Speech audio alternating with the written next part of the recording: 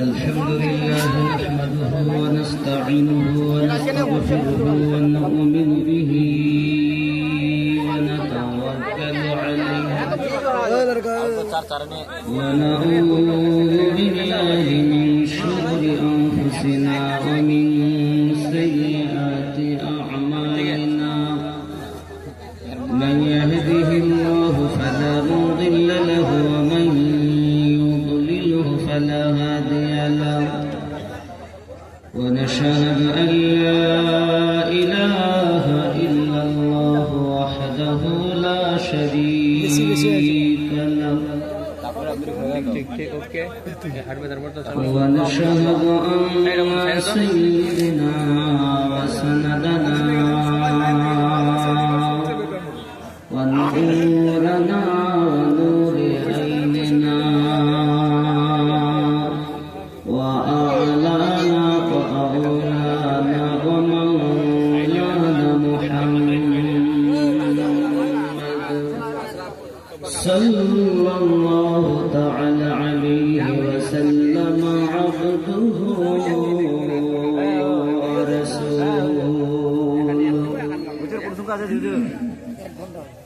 يا أيها النبي إنا أرسلناك شاهدا ومبشرا ونذيرا وداعيا إلى الله بإذنه وسراجا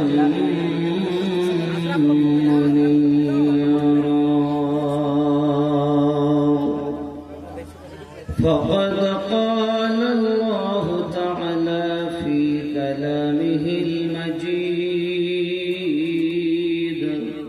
والفرقان الحميد أعوذ بالله من الشيطان الرجيم بسم الله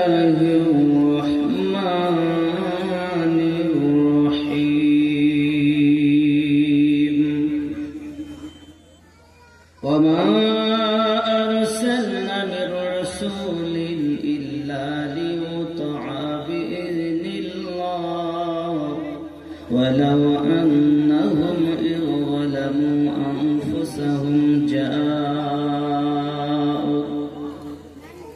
جاءوك فاستغفروا الله واستغفر لهم الرسول لوجدوا الله توابا رحيما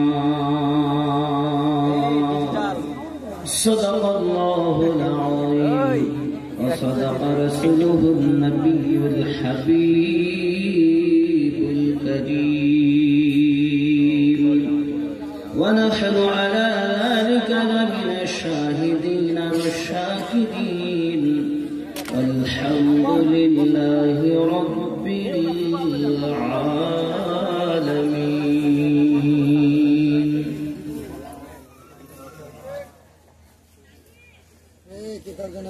لا يؤمن أحدكم حتى أكون أحب إليه من والده وولده والناس أجمعين أو كما قال عليه الصلاة والسلام إن الله وملائكته يصلون على النبي يا أيها الذين آمنوا صلوا عليه وسلموا تسليما اللهم صل على سيدنا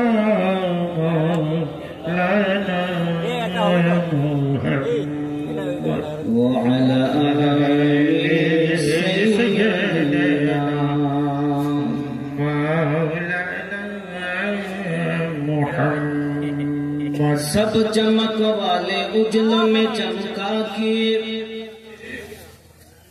सब चमक वाले उजलों में चमका किए, अंधे शीशों में चमका हमारा नबी,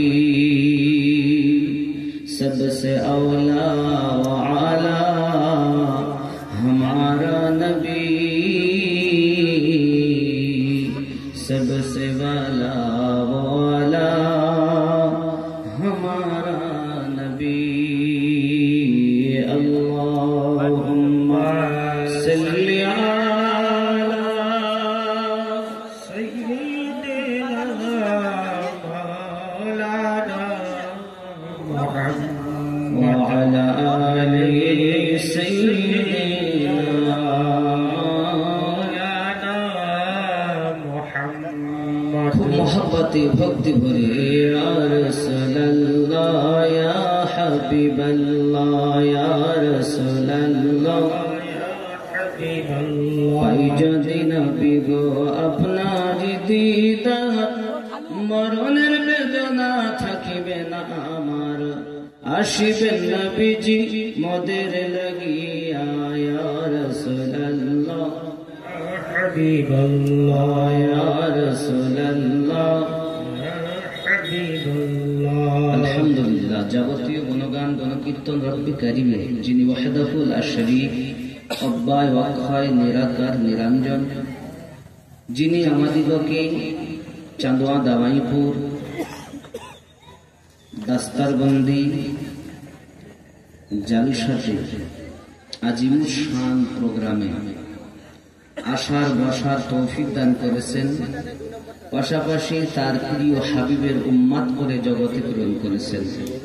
ভক্তি ভরে উচ্চ কণ্ঠে বলি আলহামদুলিল্লাহ। আলহামদুলিল্লাহ।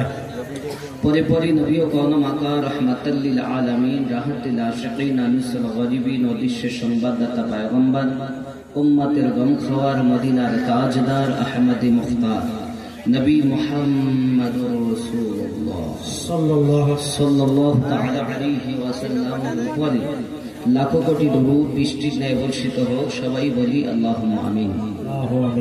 বাবাজিরা, আমরা মানুষ। হযরতে আলিমউদ্দিন নকশবন্দি রহমাতুল্লাহ আলাইহি তিনি বললেন, মানুষ সবই মানুষের সমান, শিক্ষা দীক্ষায় হয় ব্যবধান, মানুষ না মেনে হলো শয়তান, ইহা কোরআনে শোনা যায়। দয়াল তুমি কে, কে জানাবে তোমার পরিচয়? মানুষ সবাই মানুষ এক, পার্থক্য কিসে? কিসে? একটু কথা বলবেন, বাড়ি থেকে কসম করে আসেননি যে কথা বলবেন। কিসে পার্থক্য? শিক্ষাতে। আর আরেকটি কি বললাম? আপনারা কি ওয়াজ শুনতে এসেছেন নাকি? আবার দাওয়াত দিয়েছেন যে তারিখ আছে, তারিখ তো নেই, তারিখ বদলে গেছে। মানুষ পার্থক্য দুটি কারণে, এক হলো শিক্ষায়, 2 নাম্বার দীক্ষায়। মানুষ সবই মানুষের সব। প্রত্যেকটা কথা খুব মনোযোগ দিয়ে শুনবে, গভীর রাতের প্রোগ্রাম। মানুষ সব মানুষের সমান, শিক্ষা দীক্ষায় হয় ব্যবধান, মানুষ না মেনে হলো শয়তান, ইহা কোরআনে শোনা যায়। এখন শিক্ষাতে আর দীক্ষাতে, দীক্ষা মানে কি জানেন আপনারা? দীক্ষা মানে কি একটু বলুন। দীক্ষা মানে মুড়ি ধরা, গুরু ধরা। যতক্ষণ আপনি গুরু না ধরছেন তত সময় আপনি সঠিক পথে আছেন এটা বিশ্বাস করা যাচ্ছে না। কারণ কোরআনুল মাজিদে আল্লাহ পাক বলেন, সূরা আল কাহফ আয়াত নাম্বার 17, আল্লাহ কি বললেন? বিসমিল্লাহির রহমানির রহিম, মান ইয়াহদিল্লাহু ফাহুয়াল মুহতাদি আমি আল্লাহ যাদের হেদায়েত দান করি তারা হেদায়েত প্রাপ্ত। ওয়ামাই ইউদলিল, আমি আল্লাহ যাদের পথভ্রষ্ট করি ফালান তাজিদ লাহু ওলিয়াম মুরশিদা, পথপ্রদর্শক আউলিয়াকে মুর্শিদ রূপে পাবে না। তাহলে আউলিয়াকে মুর্শিদ রূপে যারা পেল, আল্লাহ তাদের হেদায়াত চেয়েছেন বলেই পেয়েছেন। আর যারা মুর্শিদ পেল না, তাহলে তারা হেদায়াতের উপরে, কথা বুঝতে পারেন নাকি? হ্যাঁ হ্যাঁ ইয়েস নো বলবেন। আমার সঙ্গে আপনাদের একটা নাচ শরীফ পড়তে পারবেন তো নাকি? পারবেন না? বাংলাতে উর্দু শুনবেন? দিন রাত কাঁদি শুধু নবীকে পেতে, মোদের জন্য কাঁদেন নবী ওই মদিনাতে। হায় হায় মোদের জন্য কাঁদেন নবী ওই মদিনাতে, মোদের জন্য কাঁদেন নবী। আওয়াজ জোর হওয়া চাই। বাংলাদেশের শ্রোতা খুব চাঙ্গা, আমি ইন্ডিয়াতে শ্রোতা খুব চাঙ্গা কম পাই। এই কয়েকদিন আগে গেছি বাংলাদেশে, সেখানকার হালাত বললেই বলতে সুবহানাল্লাহ, জি হ্যাঁ বলেন ঠিক না, বলেন ঠিক ঠিক, আর আমাদের যদি বলেন ঠিক ইয়ে শুনে ওরা কসম করে এসেছে, কথাই বলি। আমি টাকা চাই, টাকা চাওয়ার সময় চলে গেছে। এখন যদি কারো মনে দয়া হয় লাস্টে দিব শেষ বাজারে, লাস্টে দিব, চিন্তা নেই। এখন ওয়াজ করব। মোদের জন্য কাঁদেন নবী ওই মদিনাতে, হায় হায় মোদের জন্য কাঁদেন নবী মদিনাতে। ওই মাইক মোদের জন্য কাঁদেন নবী দিনাতে, হায় হায় মোদের জন্য কাঁদেন নবী। দিন রাত কাঁদি শুধু নবীকে পেতে, মোদের জন্য কাঁদেন নবী ওই মদিনাতে, হায় হায় মোদের জন্য কাঁদেন নবী। আমি যাব কবরেতে, কেউ তো যাবে না, 2-3 দিন কাঁদার পরে মনে রাখবে না। আমি যাব কবরেতে, কেউ তো যাবে না, 2-3 দিন কাঁদার পরে মনে রাখবে না। উম্মতের দরুদি নবী, উম্মতের দরুদি নবী সইতে পারেন না। আরে বলুন না ইয়া রাসূলুল্লাহ। উম্মতের দরুদি নবী সইতে পারেন না, দিন রাত কাঁদি শুধু নবীকে পেতে, হায় হায় মোদের জন্য কাঁদেন নবী ওই মদিনাতে। জোরে বলুন, খুব খেয়াল করেন কি বলছে দেখেন। আল্লাহ নবীকে প্রথম সৃষ্টি করে, বন্ধুকে বন্ধু দেখেন মায়ার নজরে। আল্লাহ নবীকে প্রথম সৃষ্টি করে, বন্ধুকে বন্ধু দেখেন মায়ার নজরে।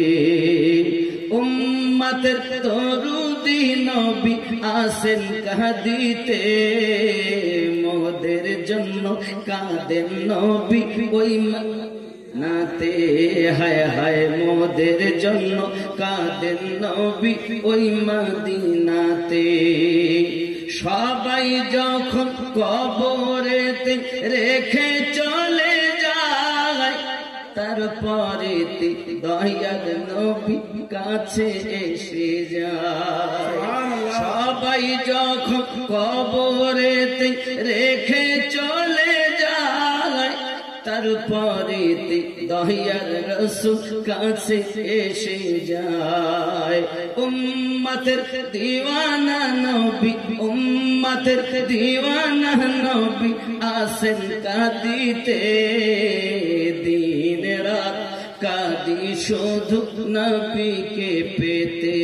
হায় হায় মোদের জন্য কাঁদেন নবী ওই মদিনাতে। আল্লাহুম্মা সাল্লি আলা সাইয়্যিদিনা মাওলানা মুহাম্মদ ওয়া আলি সাইয়্যিদিনা মাওলানা মুহাম্মদ। বাবজি, আমরা মানুষ শিক্ষাতে দীক্ষাতে ব্যবধান হয়। দুনিয়ায় আমরা যে এসেছি, এখন আমরা মৃত্যুবরণ করব, কোনো সময় নেই। আসার তো বড় মেজ সেজ, কিন্তু যাওয়ার কোনো গ্যারান্টি বাবজি আমার। এজন্য খুব সাবধান। আমরা যে নিজেরা গুনাহ করি, আল্লাহ পাক রব্বুল ইজ্জত বলেন সুন্দর করে সূরা নিসার আয়াত নাম্বার 64, বিসমিল্লাহির রহমানির রহিম, ওয়ালাউ আন্নাহুম ইয যালামু আনফুসাহুম জাআ। কেউ যদি নিজের জানের উপরে জুলুম করে ফেলে, জুলুম মানে কি? নবীর শানে বেয়াদবি করা, নবী পাকের কথা না মানা, নামাজ না পড়া, রোজা না রাখা, হজ না করা, যাকাত না দেওয়া, দাড়ি না রাখা, সুদ খাওয়া, মদ পান করা, ইত্যাদি ইত্যাদি বহু গুনাহ। চোখের গুনাহ, হাতের গুনাহ, পায়ের গুনাহ। কেউ যদি জানের প্রতি জুলুম করে, সে যেন আপনার দরবারে চলে যায়। নবীর দরবার কোনটা? যেটাই নবী পাকের দ্বার, সেটাই হলো স্বয়ং আল্লাহ পাকের দ্বার। কথা কি বুঝতে পারছেন? সরকারে আলা হাজার সুন্দর করে এটাকে লিখেছেন, মিল্লাত ইসলামী আমার। তো নবী পাকের দরবারে যদি আমরা যাই, কি হবে? ফাস্তাগফিরুল্লাহ, আল্লাহর কাছে ক্ষমা ভিক্ষা চাইবেন। ওয়াস্তাগফারা লাহুমুর রাসূল, আর নবী পাক আমাদের জন্য সুপারিশ করবেন। লাওয়াজাদুল্লাহ তাওয়াবার রহিমা, আল্লাহ পাককে তওবা কবুল করনে वाला বড় মেহেরবান পেয়ে যাবে। জোরে বলুন সুবহানাল্লাহ। তো নবী পাকের সাদকাতে কবুল করবেন রব। যিনি সুপারিশ করবেন তিনি রহমত। वो जो ना थे तो कुछ ना था, वो जो ना हो तो कुछ ना हो, जान है वो जहां की, जान है तो जहां। सरकार अल्लाह हजरत इसी को नबी पाक सल्लल्लाहु अलैहि वसल्लम के যদি আমরা দিলে গেঁথে নিতে পারি, ইহ জগতেও লাভ, পর জগতেও मोहब्बत की नहीं जाती, हो जाती है। नबी सल्लल्लाहु अलैहि वसल्लम মদিনাতুল মুনাওয়ারাতে যখন ইসলাম প্রচার করছেন,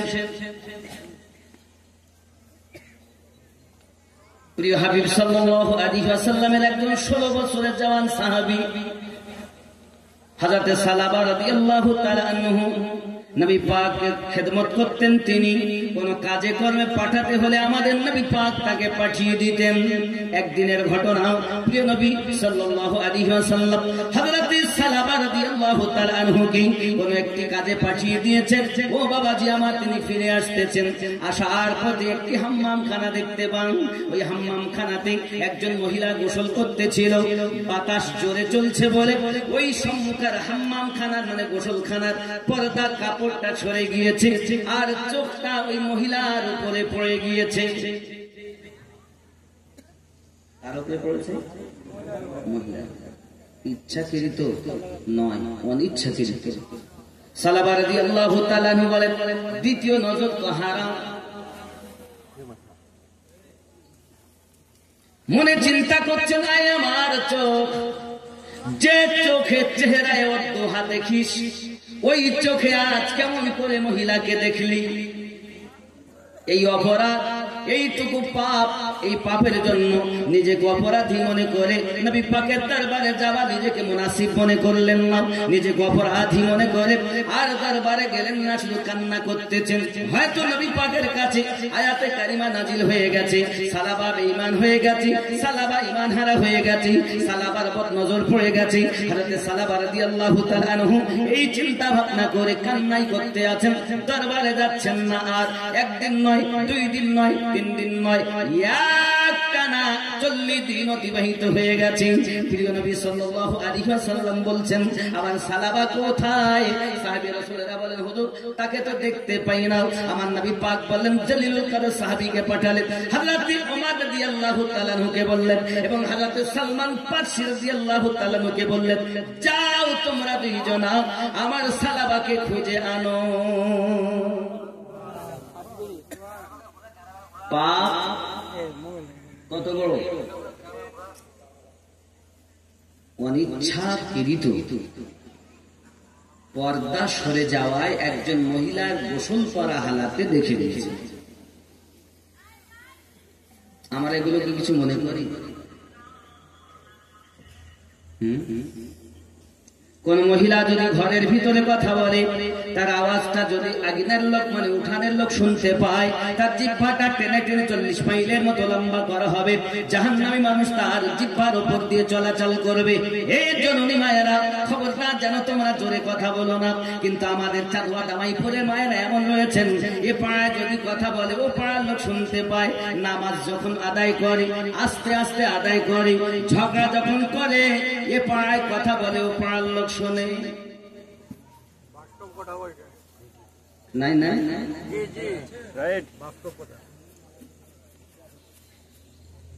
আর এই যে আপনারা বসেছেন না মায়েরা, এটা শরিয়াতে হারাম।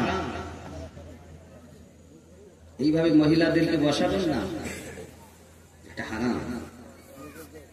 এটা দেখাও না,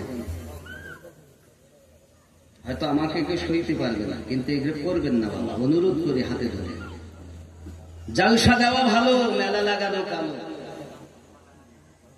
দাস্তারবন্দি দেওয়া অতি উত্তম, কিন্তু যে মেলা লাগিয়েছেন এর জন্য আপনার প্রত্যেক কমিটি দায়ী। কিয়ামতের দিন আপনাদের জিহ্বা টেনে লম্বা।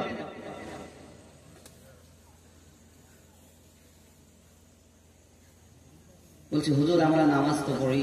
বাবা এখনকার সময় জোর যার মনুক তার, হক না বিচার আছে, না হক মলবি আছে, না হক কথা বলার মতো কেউ আছে।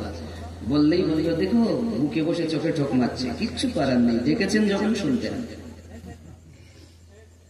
আব্বাজি আমার সোনা মানিকেরা, মায়েদেরকে বলবো, মায়েরা আপনারা পর্দার ভিতরে যান, আপনাকে আমার জন্য দেখা জায়েজ নাই।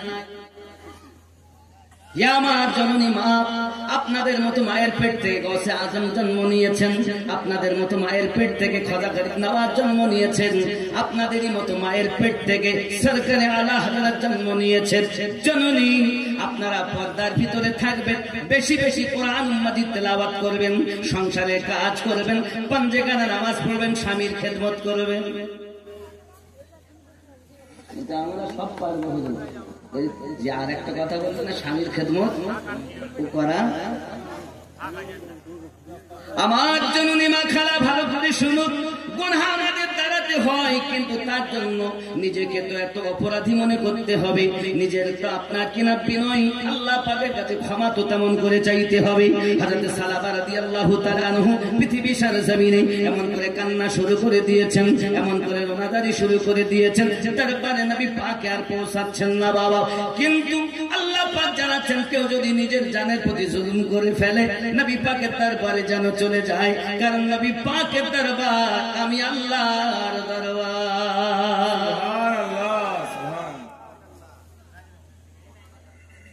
আব্বাজি আমার সোনা মানিক হযরত সালাবা রাদিয়াল্লাহু তাআলা আনহুকে খুঁজতে লেগেছেন দুইজন জলিলুল কদর সাহাবী, হযরত সালমান ফারসি রাদিয়াল্লাহু তাআলা আনহু, হে বাবা হযরত ওমর ফারুক রাদিয়াল্লাহু তাআলা আনহু, দুইজন মিলে খুঁজতেছেন।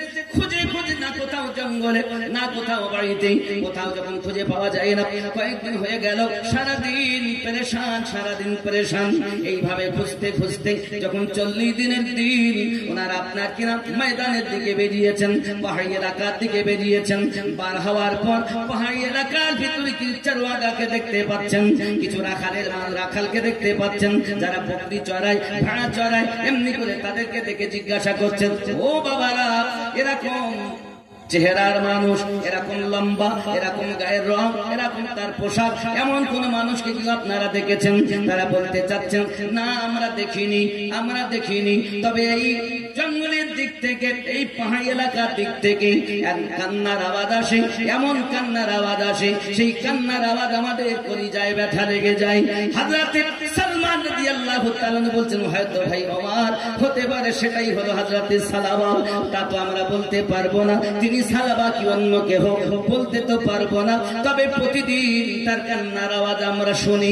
মাঝে মাঝে আমাদের এই রত্নার বকরিগুলোর কাছে, দুম্বাগুলোর কাছে এসে সে হাজির হয়ে যায়, আর আমাদের থেকে দুধ পান করে আবার চলে যায়। সোনামানিকেরা আবার বলে, এখন কি সে আসার টাইম হয়েছে? মনে হয় যেন আসার টাইম অতি পূর্বে খুব তাড়াতাড়ি তিনি চলে আসবেন। এই চিন্তা ভাবনায় যখন দুইজন দুই সাইডে লুকিয়ে গেলেন, যেন সালাবা আমাদেরকে দেখে লুকিয়ে না যায়, পালিয়ে না যায়। দুইজনা লুকিয়ে গেছে।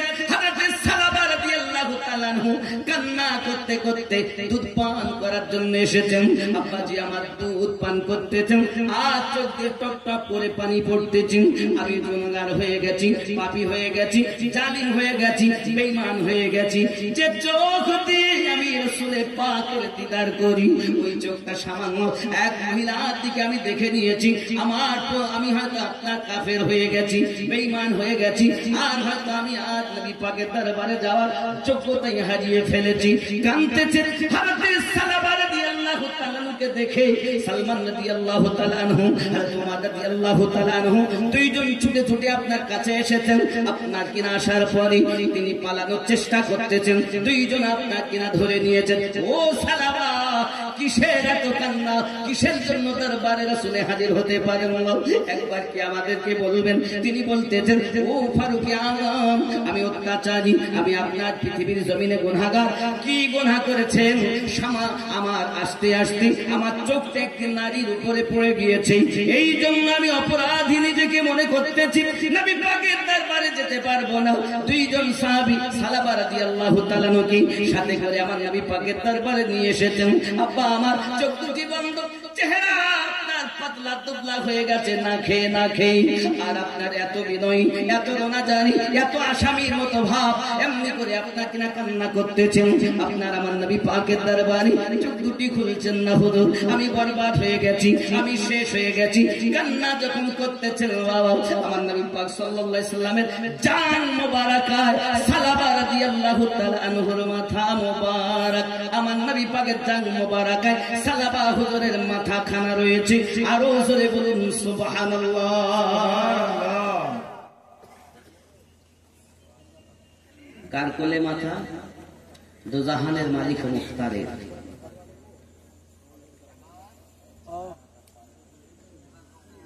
ढल के मुस्तफा की इश्क में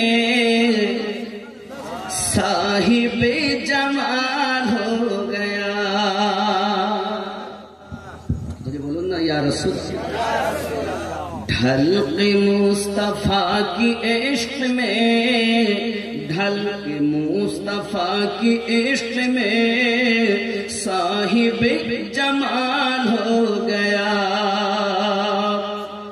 एक गुलाम काले रंग का हजरत बिलाल हो गया। एक गुलाम काल रंग का हजरत बिलाल हो